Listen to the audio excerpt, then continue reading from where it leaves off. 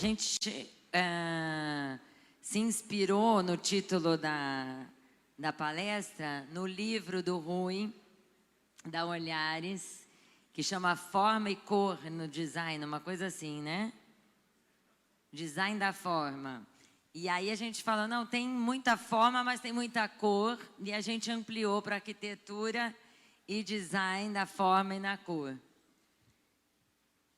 E aí vocês fizeram uma apresentação.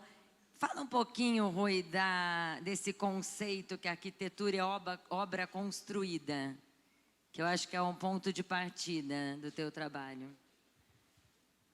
Na medida em que a arquitetura é feita, é construída para os povos, para as pessoas, crianças, adultos, homens, mulheres, etc., ela tem que ser obra construída. Enquanto papel ou imagem é uma fase importante, até culturalmente, mas a arquitetura tem que estar presente na cidade, suas relações espaciais com o restante da cidade, tem que experimentar o uso que o proprietário vai fazer, seja escola, então os alunos, seja teatro, então os atores, o público, etc. Então, essa relação da arquitetura com o usuário é fundamental. É por isso que a obra tem que ser também, portanto, construída. E aí eu me reporto, desde a época de estudante, não é? Quando a figura de Oscar Niemeyer fazendo Pampulha, que eu acho que é o início da arquitetura contemporânea no mundo e brasileira. E é pena que a Pampulha foi construída em 1943, no meio da Grande Guerra Mundial. Então, a notícia sobre essas obras do Oscar não puderam ser difundidas na Europa. Mas foram feitos alguns livros já antes de terminar a guerra, e logo depois da guerra, a ONU, Organização das Nações Unidas, decidiu fazer em Nova York a sede da ONU. E para isso convidou, se não me engano, 12 arquitetos do mundo. Entre eles, Corbusier, Oscar Niemeyer e mais 8 ou 10. E o júri, os próprios arquitetos, os 12 arquitetos. Daí foi feito, então, o trabalho e o Oscar ganhou o concurso. Ele era o mais novo, ele era o garoto, estreante daqueles 12 senhores arquitetos europeus, um japonês, etc. E então começa a jovem arquitetura brasileira a chamar a atenção no mundo todo. E terminada a guerra, com a correspondência, avião, etc., restabelecido tudo isso, a difusão desses conhecimentos então fica mais fácil, e daí, a partir de 46, 47, é que a arquitetura brasileira toma um espaço muito importante no mundo. Bom, e nessa época eu estava no primário. Eu fiz o ginásio e fiz a FAO, terminei a FAO em 60. Outra data muito importante, inauguração de Brasília. Ainda não havia a estrada São Paulo-Brasília, tinha que ir até o Rio de Janeiro, Belo Horizonte e Brasília. Ah, mas eu não tive dúvida. Pegamos 4 colegas da FAO, de onde eu estudava, e fomos lá na inauguração de Brasília. E em 60. Daí em diante veio a arquitetura brasileira, realmente tomou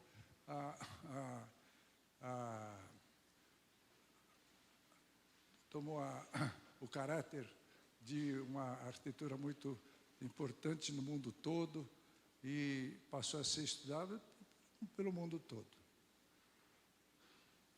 E outra coincidência muito importante. Nessa época, quando Brasília foi inaugurada em 1960, olha o que acontecia na cultura brasileira. Criação da Bossa Nova, criação do Teatro Novo Brasileiro, a literatura. Então, eu acho que foi culturalmente a época mais rica na história cultural brasileira. E isso nós não podemos perder. Não é perder pelo esquecimento. Não podemos perder em deixar de avançar com essa cultura. E, inclusive, eu gosto muito do que Porto Belo faz, estimulando exatamente nesse ponto. Ano passado, ano retrasado, foi a invenção do Portesalato, e esse ano uma volta ao concreto, que a Portesalato deu o nome de, Porto Belo deu o nome de Concretíssima 3000. Eu acho que é um retorno muito sadio, muito importante, porque foi com essa arquitetura que a nossa arquitetura se espraiou pelo mundo. As obras do Oscar Niemeyer são todas de concreto, não é? E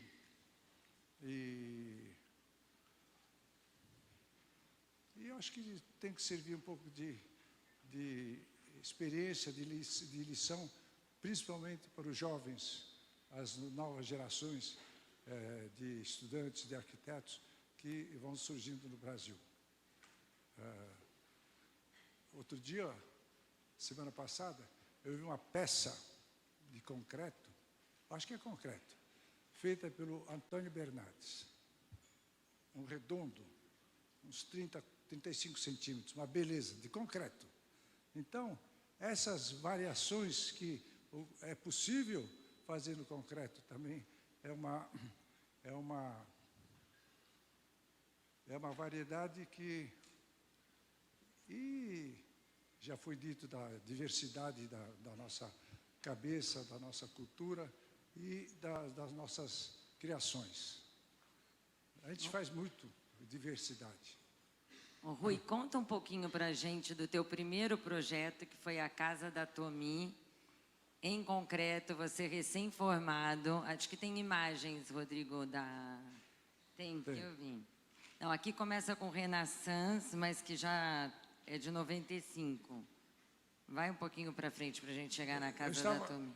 Eu estava terminando o curso de arquitetura quando a Tomi Otaki, minha mãe, começava a ter uma atividade como pintora muito forte. E então resolvemos fazer uma casa, 65, terminou em 70, com o ateliê, e ela sempre gostou de ter ateliê dentro da casa.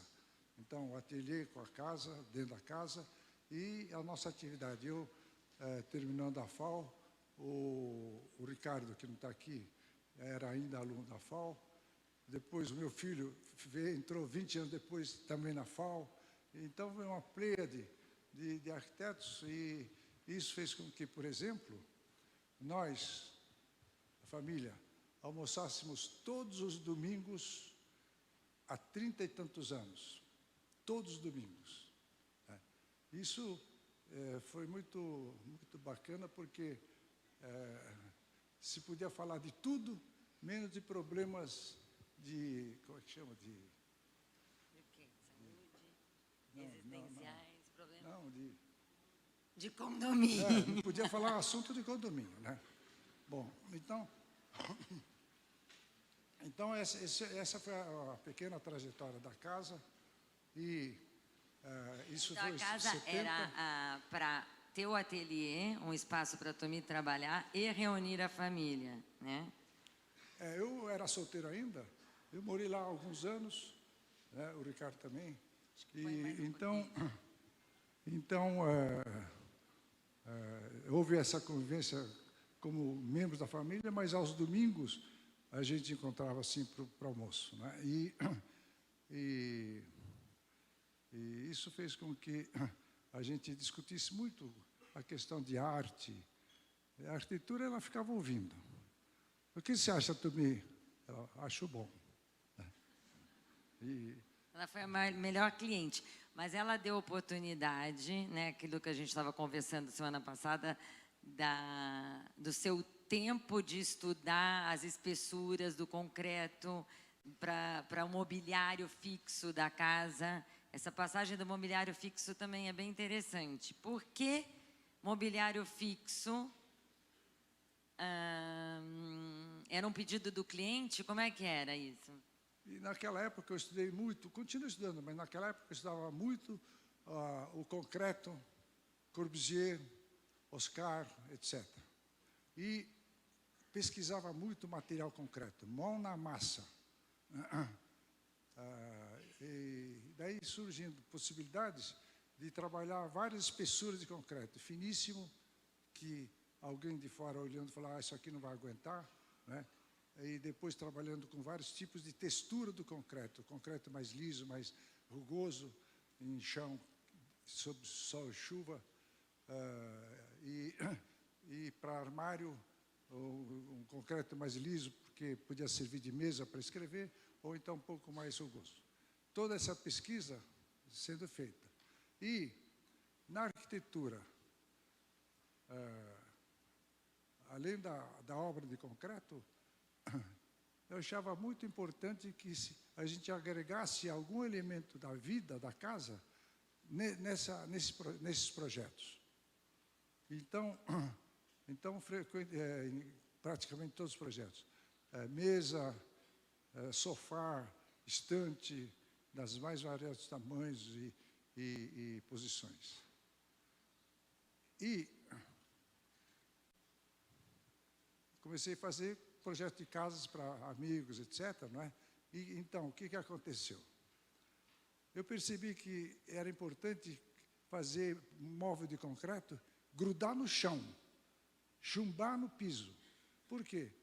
Porque ninguém mais conseguiria mudar o móvel daqui para lá. Um pouquinho arbitrário, mas importante para a estética do projeto. Não, ele mesmo falou assim, é um pouquinho arbitrário, mas é verdade. Você pensou daquele jeito... Tem um pouquinho de autoritarismo aí, mas é um autoritarismo cultural, né, de boa índole. Liberdade poética do criador, eu acho. E assim fomos atravessando, né? Eu saí de casa depois de casado, e a Tumi continuou lá, até há 5 anos atrás, quando ela faleceu. Ela morreu. Ela tinha uma pequena equipe com ela de faxineira, cozinheira, motorista, etc. Eles ficaram todos chorosos, porque Tumi morreu, como é que vamos fazer? Aí o Ricardo falou, não, essa casa da Tumi, foi tombada pelo patrimônio histórico. Então, nós estamos pensando em fazer um espaço que, em princípio, poderia chamar a Casa da Tumi, totalmente diferente do Instituto Cultural Instituto Tomi Otaki, em Pinheiros. E, então, ainda não foi fundada a Casa da Tumi, não, está prestes. E, então, ela está mantida intacta, né? Como o ateliê que depois houve a expansão, 2 expansões da casa, e os móveis fixos e não fixos, os móveis também continuam no lugar onde ela usava, né? E o patrimônio pediu que, na medida do possível, os móveis que ela usou, desde pincel, tinta, paleta, essas coisas, permanecessem nos lugares onde ela sempre usou e deixou. Então está lá sim. E vamos ver se no ano que vem começa a funcionar essa casa da Tumi. Boa. E conta como é que a cor entrou na sua arquitetura. Porque é um uso da cor bastante ousado e inusual. Não são poucos arquitetos que usam a cor. Tomi tem influência no colorido da sua arquitetura e nas formas? Ela nunca falou diretamente, não é? Mas como o ateliê dela sempre foi dentro da casa, então entra, sai, volta da escola, sai, volta, sai, você passa pelo ateliê todos os dias, várias vezes. Né? Isso influiu? Certamente influiu. Né? E depois, aquele sentimento de que na cidade de São Paulo falta a cor. Né? Eu vou mostrar na imagem um projeto de 25 anos atrás, é um Hotel Renaissance. Então tem a torre, que é de cor, e todo em volta, da Paulista até Estados Unidos, branco, preto e cinza. Né? E sempre tem usado a cor, né? Estudado os pintores franceses, etc. E eu acho que a cor é um elemento muito agregador na arquitetura. E a gente não pode ter medo da cor. E mesmo dentro, né, dos espaços, conta aquela passagem com teu irmão das cores dentro da casa da Tomi, que é onde também foi a sua primeira arquitetura construída, como obra construída. O projeto da casa é uma forma longa que acaba no largo. Esse largo é o jardim de trás e nessa parte longa não tem sol direto. Então, eu fiz alguns furos na laje e, quando ele abre para o jardim, aí entra a luz farta. Então, onde tem pouca luz de cima, eu pus cor. Amarelo, azul, uma faixa branca e um pouco de vermelho. As cores são mantidas até hoje. Né? E onde ele abre para o jardim, deixa material natural. O bloco, o concreto, etc. Né? E é um jeito de a gente conversar um pouco com a cor, desrespeitar às vezes, em todo caso, fazer com que essa conversa, esse diálogo com a cor seja um elemento muito importante para a arquitetura. Por isso que eu falo, e o título do encontro de hoje foi Forma e Dimensão, Cor e... Arquitetura e Design, Forma e Cor. Arquitetura e Design, Forma e Cor.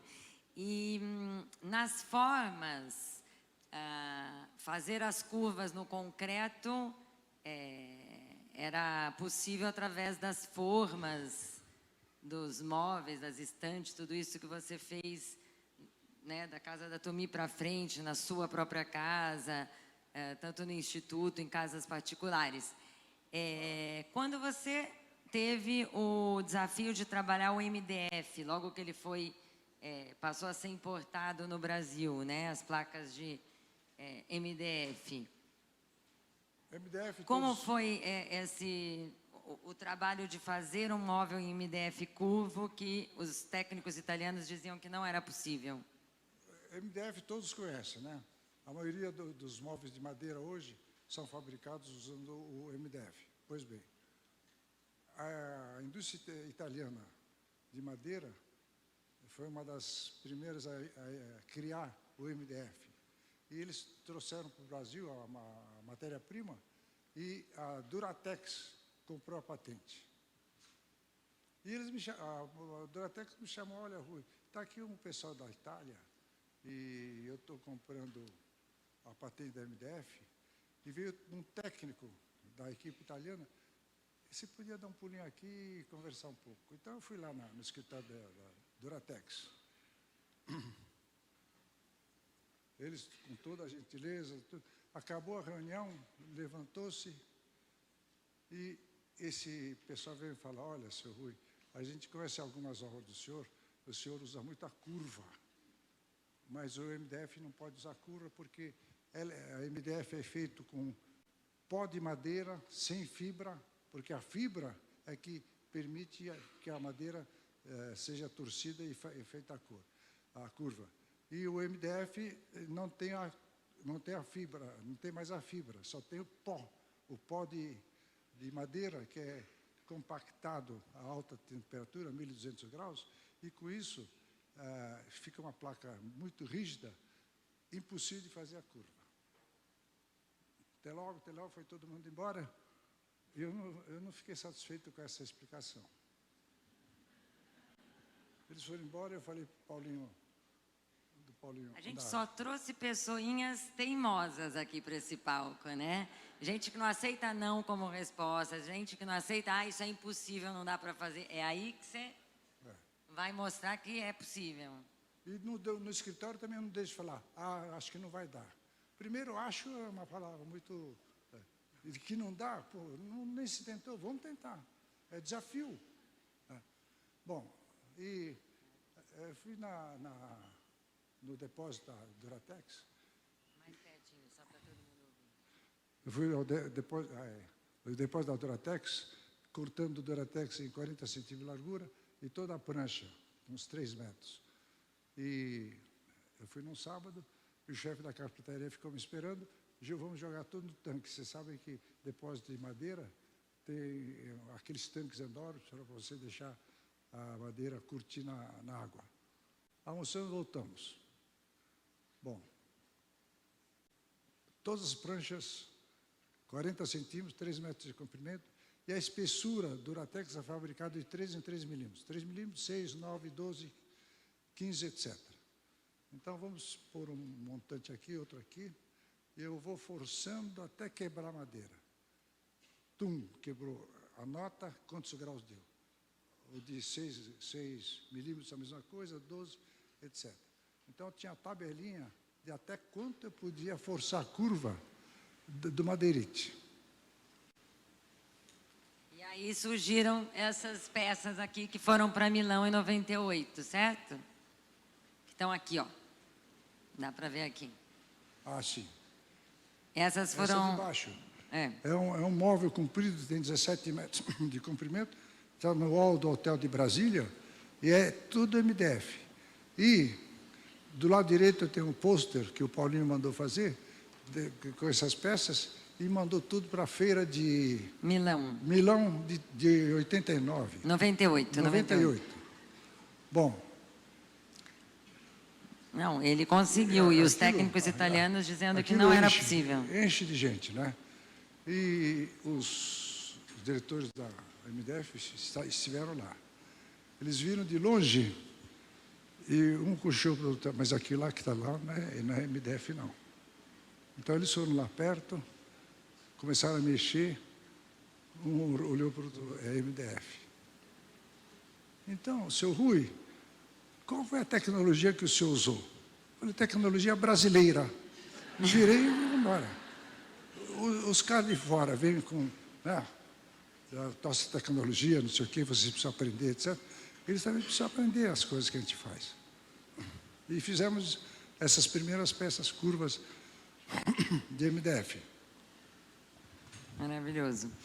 E como é que... outra história que eu achei incrível, duas, na verdade, dessa verdadeira cara de pau, mas no ótimo sentido, porque... Arquiteto que não tem cara de pau é muito tímido, não serve. Não serve. É importante ter. Como foi que você conheceu Oscar Niemeyer? Por favor, me conte pra gente. Divide com o pessoal aqui, porque é maravilhosa essa história. O Oscar Niemeyer é carioca, e tem o seu escritório lá em Copacabana. E eu, mero recém-formado, né? Mas eu tentei telefonar para lá, a secretária falou, qual é o assunto que o senhor quer falar? Falei, eu sou recém-formado, eu não quero falar, eu quero ficar ouvindo o doutor Oscar. Então ela falou assim, mas ele está muito ocupado, mas eu vou tentar ver. E não deu mesmo. Aí eu pensei, bom, não adianta ficar falando com a secretária, tem que falar com o chefe, né? Quando a gente quer alguma coisa, tem que falar com o chefe. E só sabendo que tal dia o Oscar ia estar no Brasil. Então eu peguei o ônibus até o Rio, fui cedinho no escritório dele. Ele não tinha chegado, chegou com o cliente, saiu, voltou, etc. E eu na sala de espera. Chegou a hora do almoço, ele saiu com outro cliente. Eu falei, bom, acho que eu vou comer sanduíche aí na esquina, né? E à tarde ele voltou. Ele falou assim, você está me esperando desde de manhã, né? Eu falei, eu estou. Então, espera mais um pouquinho que daqui a pouco nós conversamos. Né? E ele me pôs na sala de trabalho. Naquela época, o Oscar tinha sala de desenho no mesmo andar onde era o escritório dele. Então, chamou um dos arquitetos que trabalha com ele, falou, olha, o seu nome qual é? É Rui. O Rui está aqui desde manhã e eu não pude dar atenção. Deixe ele ver algumas coisas que vocês estão dizendo aí.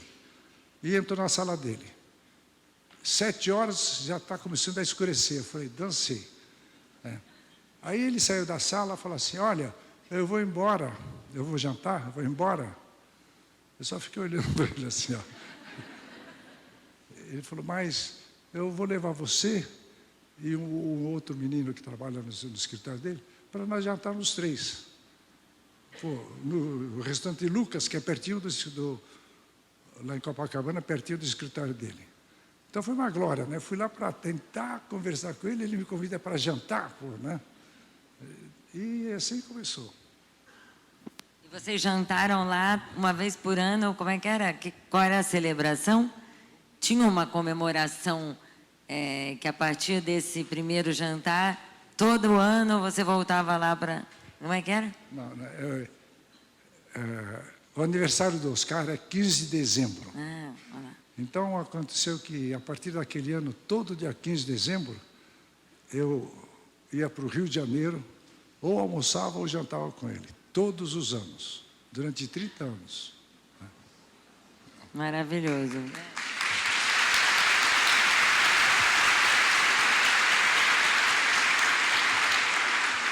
Então tem que ter cara de pau. Pediu para Juscelino também uma coisinha singela. Como é que foi? Na inauguração de Brasília também. Chegaram lá os 4 Juscelino, amigos. grande Era só o presidente da República naquele momento. Governador, e chamou Lúcio Costa e Oscar para desenharem o plano piloto e os edifícios de Brasília. Eles fizeram no tempo recorde, o Juscelino também com a capacidade de fazer as coisas, né? Pau na máquina e as obras foram saindo. E dia 21 de abril de 60 era o último dia do governo do Juscelino. Então, vamos fazer a inauguração de Brasília, 21 de abril de 60. Eu estava no 5º ano. E aí? De São Paulo para Brasília não tinha estrada, era terra. Então a gente tinha que ir até o Rio de Janeiro, virar para Belo Horizonte e depois chegar a Brasília. Era uma coisa meio estafante, etc. Mas fomos para lá, né? E participamos da inauguração de Brasília. Foi uma festa muito bonita, festa popular como o Juscelino queria. Participação do povão, todos que trabalharam nas obras de Brasília, né, foram chamados para participar dos festejos, etc. Foi uma coisa muito bonita. Bom, e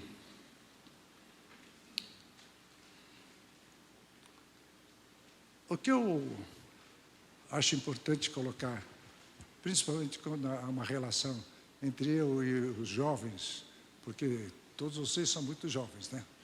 E é fazer com que o jovem arquiteto, as gerações primeiras, se acostumem a pôr a mão na massa. Mão no concreto, mão na argamassa, vai usar cor no concreto. Então, tem algumas firmas de fora que fazem a matéria-prima, a Lanxess, por exemplo, faz as cores muito boas. Então, como misturar isso na argamassa para ficar o concreto colorido, não pintado, colorido na argamassa, né? Uma das peças está aqui embaixo na exposição da Porto Belo. E Essa peça nova é colorida na massa, verde. Que incrível, bem legal. E depois essa curiosidade, né? Aquele filósofo italiano que morreu há 2 ou 3 anos, como é que é o nome dele? É o filósofo italiano. Filósofo italiano que morreu há poucos anos? Acho que o Rodrigo sabe. É uma vergonha eu esquecer o nome dele, hein? Humberto Eco. Umberto Eco. Umberto Eco, um grande filósofo italiano, cultura europeia, ele veio um dia ao Brasil. Ele adorou o Brasil. Daí ele veio, 2 vezes por ano ele vinha ao Brasil. E ele foi convidado para fazer uma palestra na Universidade Federal de Brasília. Então ele foi lá, encheu o auditório, não como aqui hoje, porque é difícil colocar toda essa gente no auditório, hein? Não é, o Cristiano? Bom, então ele fez a palestra e ele viu que a maioria era de estudantes de arquitetura de Brasília. Então ele falou, olha, eu vou fazer um apelo aqui. Eu moro lá perto de Milão, na Itália. Então, na feira de Milão, aquela feira de móveis, de estilo, etc., enche o mundo principalmente de recém-formados. Entre eles, muitos brasileiros. Eu acho um pouco de desperdício. Se alguém tem um pouco de dinheiro e vai lá para dar uma espiada, acho que tudo bem. Mas achar que aqui lá vai ser fonte de algum trabalho, de algum desenvolvimento de projeto, é um engano puro. Por quê? Porque a fonte da arquitetura do mundo está aqui no Brasil. É aquele baixinho chamado Oscar Niemeyer.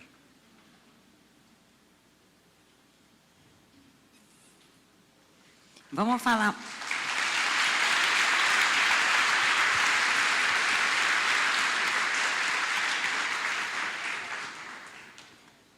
Específico da favela que ele trabalha em Heliópolis.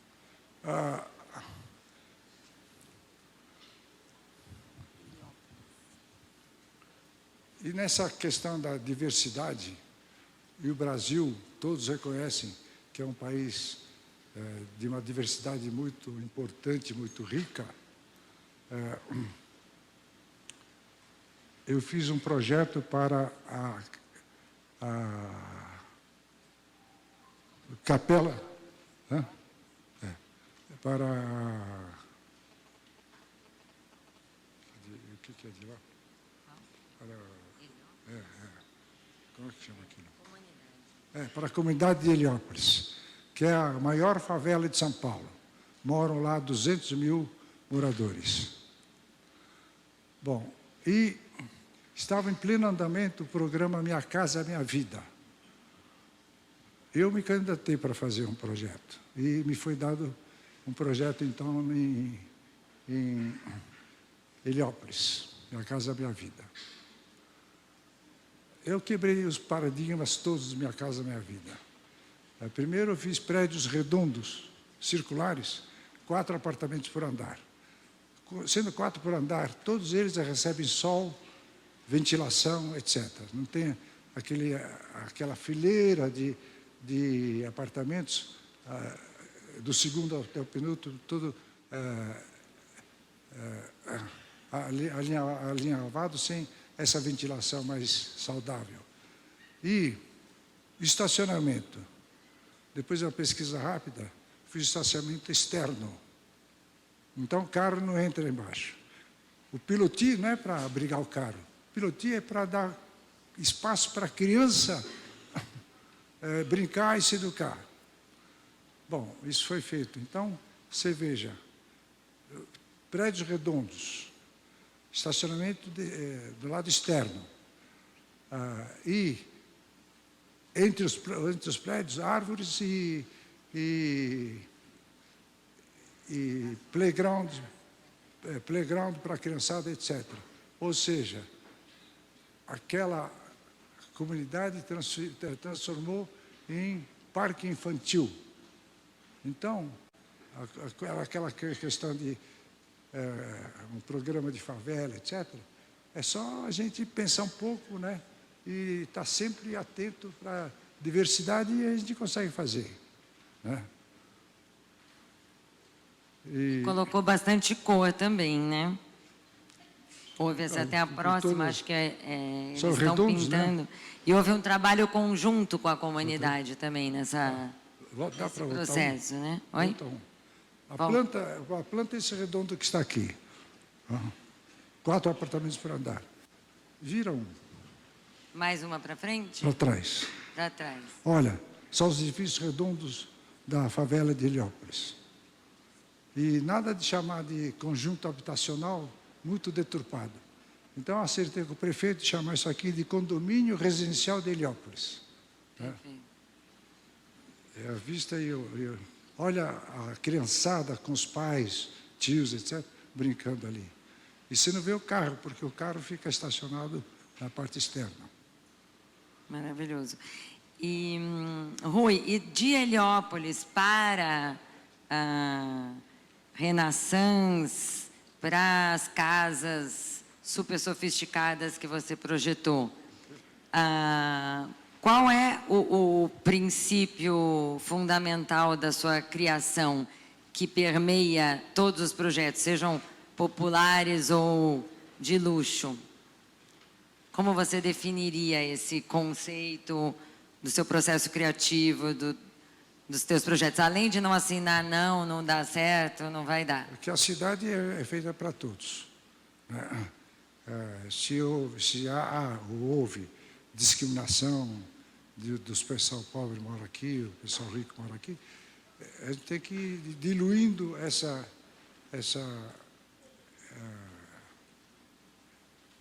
a divisão. Essas divisões. E nessa fotografia, do lado de cima à esquerda, é o grande escritor e filósofo brasileiro que morreu no ano passado, Antônio Cândido. Morava ali. Não. Não, a biblioteca. Eu pedi para ele fazer o programa da biblioteca para essa comunidade. Eu não vi livro doado. O livro doado é uma porcaria, né? Cada um dá o livro que era do ginásio, nos amais, etc, etc. Então ele fez uma lista de 300 romances que interessassem a comunidade como Heliópolis. E ele deu a biblioteca primeira, essa vermelha que está do lado, nós pedimos para as editoras a doação de livros da lista do professor Antônio Cândido. Que incrível. Vamos para frente, ver se tem alguma coisa interessante. Isso daqui o que é? O elevado Sacomã, mas essa pintura... Não, é onde corre o trem, como é que chama aquele trem? O trem urbano. Vai do centro da cidade, que é desse lado esquerdo, e lá na ponta é Sacomã. Então ele vai assim, em 10 metros sobre a rua, Uhum. Não tem nenhum conflito, não tem nenhum conflito com carro, com chuva, pode inundar, é sempre 17 minutos que ele vai. Então, que maravilha. Então eu respeito também para esse, o pessoal que usa esse meio de transporte. Vamos para frente, Rodrigo, para ver se é bom. Aí, Tomi, essa é a fachada da Tomi. Essa de cima é uma casa de Brasília. E embaixo são alguns móveis dessa casa. Aí é Centro Cultural de Jacareí, é uma pequena cidade entre São Paulo e Rio. Esse é recente. E muita cor. Aqui o Unique Garden, Mairiporã. É um grupo de chalés em Mariporã, que fica a 80 quilômetros de São Paulo. Aqui é o... Chalé individual. São os chalés, Uma E mesa, aí o design, peças de design. só de, que- essa peça é uma peça de design de 3,5 metros de comprimento, de aço inox. Esse aço inox, só para fazer inveja a Cristina e o Cezinho, tem 15 milímetros. 1,5 milímetro. Essa é a espessura de toda a tábua da mesa. E em 3 ondulações, em aço, o apoio da mesa. Nós estamos estudando agora fazer em concreto, com a Concretíssima, concretíssima da Porto Belo. com 3 centímetros grosso. E, se possível, vamos afinar para 16 milímetros. Isso vai ser um estouro. Vai ser tecnologia de primeiro mundo. E vai ser... Mostra para frente, chega nas mesinhas essas, esse estilo Isso de aí é mesa, mas na isso aí tem 25. Isso aí é porcelanato, né? porcelanato. Mas o que você está pensando em fazer? Ah, é em concreto mesmo. Em concreto, É concretíssima aqui, mas aqui é o revestimento concretíssima. Aquele modelo que está lá embaixo, que será tampo de mesa, é isso que ele está falando, né? Que é um desenvolvimento com a Porto Belo, que é esse o desenho aqui. É isso aí. Lá embaixo está exposto colorido, o protótipo. Concreto colorido, ele tem 2,70 metros de comprimento, né? E a largura toda da lastra. A lastra é a largura que é possível Perfeito. fazer. Tá. E essa é feita na máquina grande, Cris, ou é...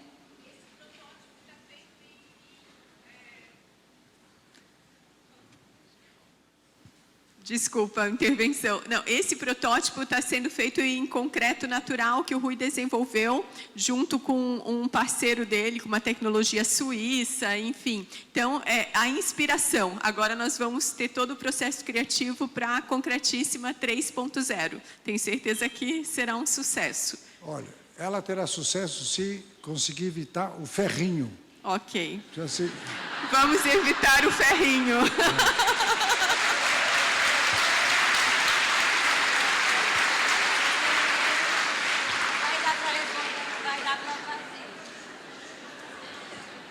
Podemos abrir para perguntas? Fala. Viu anterior? Oi? Anterior a isso. Anterior a isso. Ah, sim. A Cuba, Rodrigo. A Cuba é importante, que é um projeto, é o próximo. Mas, Aí. A Cuba para a Roca. A Roca é fabricante de peças sanitárias, né? Os arquitetos conhecem bem isso aí. E eles me pediram para fazer com uma espessura bem fina, 2 milímetros, uma cuba. Claro que não ia fazer uma cuba redonda com um buraco ali. Então, com essa forma ondulada, né? E usando cor. E a Roca mandou isso aí para um concurso internacional de design na Alemanha, em Essen. Red Dot Award. A empresa chama Red Dot. E tinha 1.100 concorrentes. E nós ganhamos o grande prêmio, né? É o best of the best.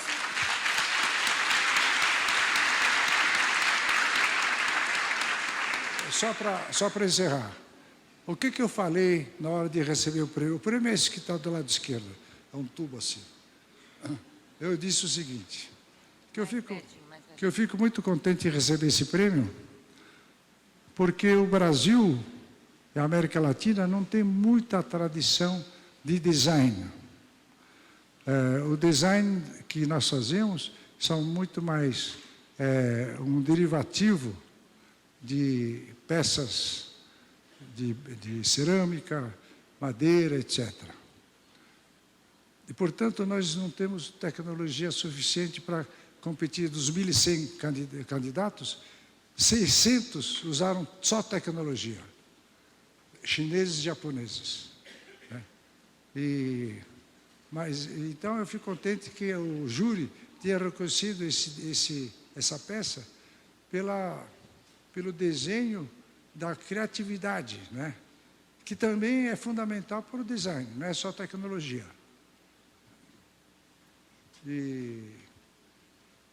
Então é isso. Obrigado. Muito obrigada, Rui.